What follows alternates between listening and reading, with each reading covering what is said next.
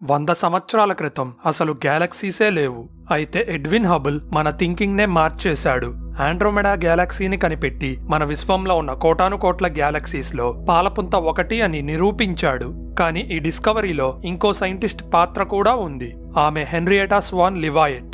ఆమె ఒక వింత స్టార్ని కనిపెట్టింది. ఒక టైం పీరియడ్లో ఈ స్టార్ కాంతి పెరిగి తగ్గుతుంది. ఫర్ ఎగ్జాంపుల్, ఒక కార్ తీసుకుని హెడ్ లైట్స్ ఆన్ చేయండి. కార్ దగ్గర నుండి 100 మీటర్స్ దూరానికి రండి. అలా 200 మీటర్స్ 300 మీటర్స్ దూరాల్లో చూస్తే మీకు ఒకటి అర్థమవుతుంది. అదే దూరం పెరిగే కొద్దీ హెడ్ లైట్ కాంతి తగ్గుతుంది అని. ఇదే ప్రిన్సిపల్ ని ఫాలో అయిన హబుల్ హెన్రియేటా కనిపెట్టిన స్టార్ కాంతి ద్వారా ఆండ్రోమెడా ఒక గ్యాలక్సీ అని, దానికి పాలపుంతకి మధ్య చాలా దూరం ఉందని గుర్తించాడు. అప్పటి నుండి అనేక వింత గ్యాలక్సీస్ ని కనిపెట్టాం. అవేంటో ఇప్పుడు చూద్దాం. నంబర్ 1, దీన్ని బ్లాక్ ఐ గెలాక్సీ అంటారు. దీని మధ్య భాగం అంటే న్యూక్లియస్ డార్క్ గా, లావుగా, వాయువులతో ఉంటుంది. ఎవరో మీ కన్ను మీద గుద్దితే ఏమవుతుంది? కింద బ్లాక్ చారలు వస్తాయి కదా.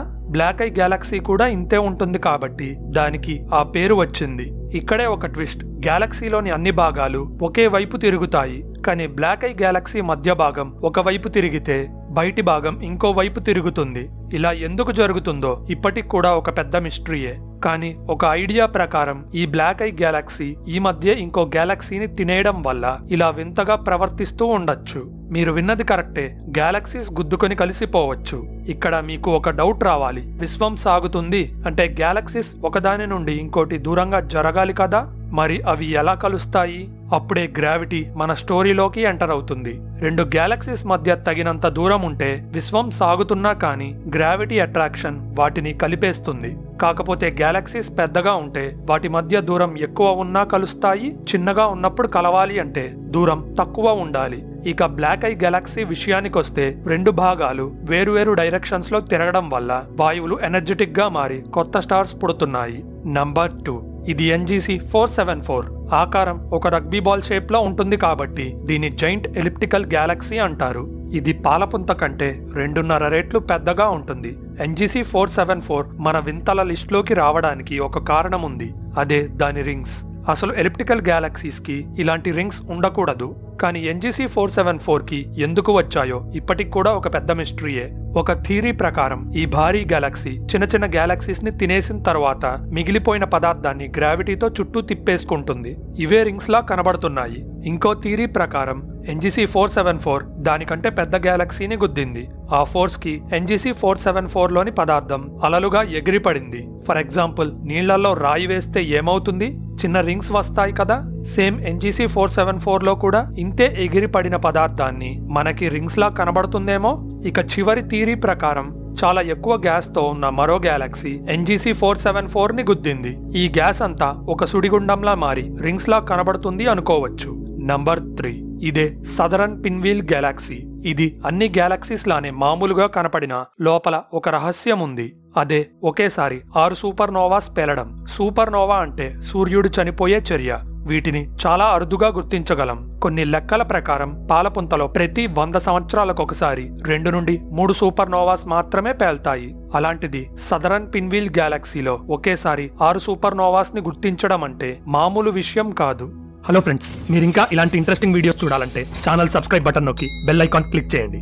అయితే ఇవి పింక్, బ్లూ లాంటి కలర్స్ లో గ్యాలక్సీ మొత్తం స్ప్రెడ్ అయి ఉన్నాయి. ఈ ప్రాంతాల్లో స్టార్స్ పుడుతున్నాయి. అందుకే వీటిని స్టార్ ఫార్మింగ్ రీజియన్స్ అంటారు. సేమ్ బ్లాక్ ఐ గెలాక్సీ లానే ఈ రీజియన్స్ లో స్టార్స్ ఎక్కువగా పుడుతున్నాయి. లోతుగా చూస్తే సదరన్ పిన్వీల్ గ్యాలక్సీలో ఇంకో మైండ్ బ్లోయింగ్ నిజాన్ని కనిపెట్టొచ్చు. అదే దానికి 2 సెంటర్స్ ఉన్నాయి అని. జనరల్ గా గ్యాలక్సీ సెంటర్ లో భారీ బ్లాక్ హోల్స్ ఉంటాయి. కానీ పిన్వీల్ గ్యాలక్సీ 2 సెంటర్స్ లో 2 బ్లాక్ హోల్స్ లేవు. మన అబ్జర్వేషన్ ప్రకారం ఒక బ్లాక్ హోల్ మాత్రమే ఉంది. అయితే ఎక్కువ మొత్తంలో గ్యాస్ కలవడంతో ఒక సుడిగుండం పుట్టి పిన్వీల్ గ్యాలక్సీ మధ్యలో ఉండే బ్లాక్ హోల్ చుట్టూ తిరుగుతుంది. అందుకే 2 సెంటర్స్ ఉన్నట్టు కనబడుతున్నాయి. ఇలా ఎందుకు జరుగుతుందో మీకు అర్థమయ్యే ఉంటుంది. 2 బిలియన్ సంవత్సరాల క్రితం 2 గ్యాలక్సీస్ గుద్దుకోవడం వల్ల పిన్వీల్ గ్యాలక్సీ పుట్టింది. అయితే ఆ గ్యాలక్సీస్ కలయిక ప్రాసెస్ ఇంకో 60 మిలియన్ సంవత్సరాలకి పూర్తవ్వదు. అందుకే ఈ 2 సెంటర్స్ గోల. నంబర్ 4, దీని హోవాగ్స్ ఆబ్జెక్ట్ అంటారు. ఇది ఒక వింత గ్యాలక్సీ. ఎందుకంటే విశ్వంలో మనం కనిపెట్టిన అన్ని రింగ్ గ్యాలక్సీస్ లో ఇది చాలా పర్ఫెక్ట్ గా ఉంది. దీన్ని కనిపెట్టినప్పుడు ఒక ప్లానెటరీ నెబులా అనుకున్నారు. స్టార్స్ పేలిపోయినప్పుడు వాయువుల్ని విడుదల చేస్తాయి. ఇవి ఒక రింగ్ లా ఫామ్ అయితే ఆ వస్తువుని ప్లానెటరీ నెబులా అంటారు. అయితే హోవాక్స్ ఆబ్జెక్ట్ ఒక నెబులా కాకపోతే చుట్టూ రింగ్స్ ఎందుకు ఏర్పడ్డాయి? మనం ఒకటి మర్చిపోతున్నాం, హోవాక్స్ ఆబ్జెక్ట్ ఒక గ్యాలక్సీ అని. సో బయట ఉండే ఈ బ్లూ రింగ్ లో వాయువులే కాదు స్టార్స్ కూడా ఉంటాయి. ఇవన్నీ ఈ మధ్య పుట్టాయి, కానీ మధ్యలో ఉండే ఎల్లో కలర్ ప్రాంతంలో పాత స్టార్స్ ఉంటాయి. నిజం చెప్పాలంటే రింగ్ మరియు మధ్య ప్రాంతం మధ్య కనిపిస్తున్నంత దూరం లేదు. సో అది గ్రావిటేషనల్ లెన్సింగ్ ద్వారా పడే ఎఫెక్ట్ అనుకోకూడదు. ఒక అంచనా ప్రకారం హోవాక్స్ ఆబ్జెక్ట్ లోని మధ్య ప్రాంతం మాత్రం ఒక సపరేట్ గ్యాలక్సీ. దాన్ని వేరే గ్యాలక్సీ గుద్ది ఒక రింగ్ లా ఫామ్ అయి ఉండొచ్చు. కానీ గ్యాలక్సీస్ గుద్దుకుంటే కొన్ని లక్షణాలు కనపడాలి. అంటే వాటిలోని వాయువులు తీగల్లా బయటికి రావాలి. వీటిని టైడల్ టైల్స్ అంటారు. అలాంటివి హోవాక్స్ ఆబ్జెక్ట్ లో కనపడటం లేదు. సో అసలు నిజం తెలియాలి అంటే వెయిట్ చెయ్యాలి. అయితే విశ్వంలో రింగ్ గ్యాలక్సీస్ చాలా అరుదు. హోవాక్స్ ఆబ్జెక్ట్ ఫోటోని జూమ్ చేస్తే ఇంకో రింగ్ గ్యాలక్సీ కనబడుతుంది.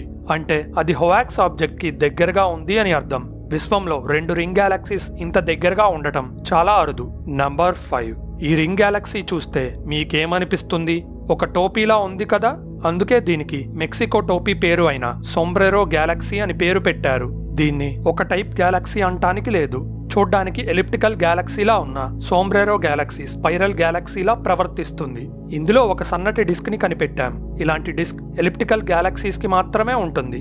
ప్లస్ ఇందులో స్టార్స్ ఉన్నాయి. కానీ సోంబ్రెరో గ్యాలక్సీని ఇంకా లోతుగా చూస్తే ఒక కాంతివంతమైన ప్రాంతం కనబడుతుంది. ఇక్కడ డిస్క్ కంటే ఎక్కువ స్టార్స్ టైట్ గా ప్యాక్ అయి ఉన్నాయి. వీటి నుండి కాంతి రాకపోతే అసలు సోంబ్రెరో గ్యాలక్సీని గుర్తించగలిగే వాళ్ళం కాదు. ఇంకో ఫ్యాక్ట్ ఏంటంటే సోంబ్రెరో గ్యాలక్సీ ఒంటరిగా ఉంటుంది. మన పాలపుంత చూసుకుంటే పక్కనే ఆండ్రోమెడా, లార్జ్ మరియు స్మాల్ మెజెల్లా అని క్లౌడ్స్ లాంటి గ్యాలక్సీస్ ఉంటాయి. కానీ సోంబ్రెరో గ్యాలక్సీకి దగ్గరలో పెద్దగా గ్యాలక్సీస్ లేవు. అందుకే అది సోలోగా బతికేస్తుంది. అయితే ఈ సోలో బతుకు సోంబ్రెరో అంతానికి కారణమవుతుంది. జనరల్ గా కొన్ని కోట్ల సంవత్సరాల తర్వాత గ్యాలక్సీస్ లో స్టార్స్ పుట్టడం ఆగిపోతుంది. దగ్గరలో ఏదైనా గ్యాలక్సీ ఉంటే 2 గుద్దుకొని కలిసిపోయి కొత్త స్టార్స్ ని పుట్టిస్తాయి. కానీ సోంబ్రెరో గ్యాలక్సీకి ఆ ఛాన్స్ లేదు. సో కొత్త స్టార్స్ పుట్టడం లేదు. ఇదే కంటిన్యూ అయితే పాత స్టార్స్ కూడా చనిపోయి సోంబ్రెరో గ్యాలక్సీ అంతమైపోతుంది. అయితే సోంబ్రెరో గ్యాలక్సీని మన కన్ను చూడగలిగే విజిబుల్ స్పెక్ట్రంలో ఫోటో తీస్తే కనబడదు. ఎందుకంటే దాని కాంతి చాలా ఎక్కువగా ఉంటుంది. అప్పుడే జేమ్స్ వెబ్ మొత్తాన్ని మార్చేసింది. తన ఇన్ఫ్రారెడ్ కెమెరాతో కాంతిని తగ్గించి సోంబ్రెరోని క్లారిటీగా చూసేలా చేసింది. ఈ ఫోటోలో గ్యాలక్సీ యొక్క మొత్తం కాంతికి కారణమైన ప్రాంతాన్ని జేమ్స్ వెబ్ ఎలిమినేట్ చేసింది. అందుకే సోంబ్రెరోకి ఒక డిస్క్ ఉంది. ప్లస్ దాంట్లో కూడా స్టార్స్ ఉన్నాయి అని అర్థం చేసుకున్నాం. సరే, ఈ వీడియోలో చూసిన అన్ని గ్యాలక్సీస్ లో మీ ఫేవరెట్ ఏంటి? కామెంట్ సెక్షన్ లో కామెంట్ చేయండి. ఇవే కాదు, విశ్వంలో 200 బిలియన్ నుండి 2 ట్రిలియన్ గ్యాలక్సీస్ ఉండొచ్చు. వాటిలో ఇంకా వింతవి ఉన్నాయి. వాటి గురించి మరో వీడియోలో డిస్కస్ చేద్దాం. ఇలాంటి ఇంట్రెస్టింగ్ స్పేస్ ఫ్యాక్ట్స్ గురించి తెలుసుకోవాలంటే మన ఛానల్ సబ్స్క్రైబ్ బటన్ నొక్కి బెల్ ఐకాన్ క్లిక్ చేయండి.